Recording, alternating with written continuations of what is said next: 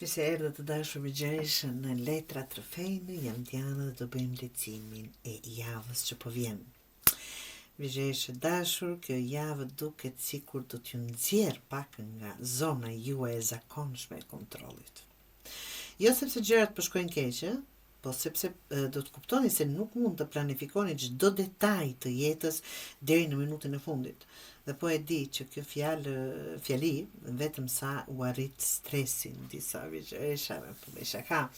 Ja fillon me faith, besimin të dashur vjeçëresha. Kjo letër flet për besimin te procesi. Mund të jeni duke pritur një përgjigje, një rezultat, një lajm ose një zhvillim që ende nuk është qartësuar plotësisht.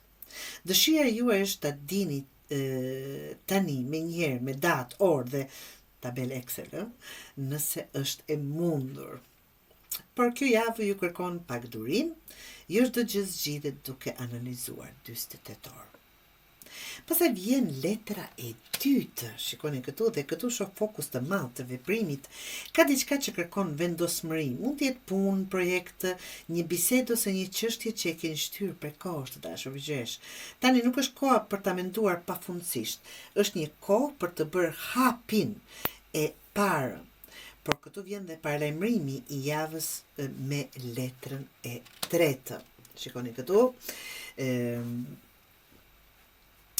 Mosu izoloni. Kur vërgjesha ka shumë gjëra në kokë, ka prirën të mbyllet në vetvete dhe të përpiqet t'i zgjidhë të gjitha vetëm. Kjo javë të dashur vërgjeshë tregon se mund t'ju ndihmojë shumë një bisedë, një këshill ose thjesht një sy tjetër mbi situatën. Nuk jeni të detyruar ta mbani gjithë botën mbi supe.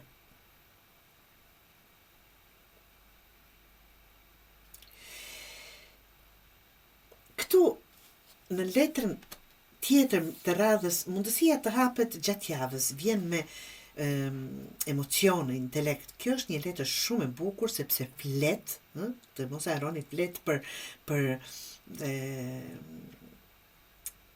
ekuilibrin me zemrës dhe logjikës. Për herë të parë, pas një kohe mund të shihni një situatë shumë qartë të dashur vëgjesh. Jo vetëm atë që ndjeni, por edhe atë që është reale. Dhe kur këto të dy gjëra bashkohen, vendimi bëhet shumë më lehtë. Dhe këshilla juaj që vjen në letrën e parafundit, kjo më duket si një thirrje për të lënë pak më shumë rrjedhë në jetën tuaj. Unë jam vërgjesh vetë dhe e di për çfarë po flet letra. Vërtet. Nuk kemi nevojë të kontrollojmë gjithçka. Disa gjëra do ecin më mirë kur t'i japim hapësirë të dashur vëgjesh. Ka gjasa që një situatë zhvillohet në favorin tuaj, pikërisht kur ndalon së shtyri me forcë. Java mbyllet me një energji shumë toksore, me tokë dhe praktike. Kjo është letra e njeriu që di çfarë ka, çfarë do dhe çfarë nuk pranon më.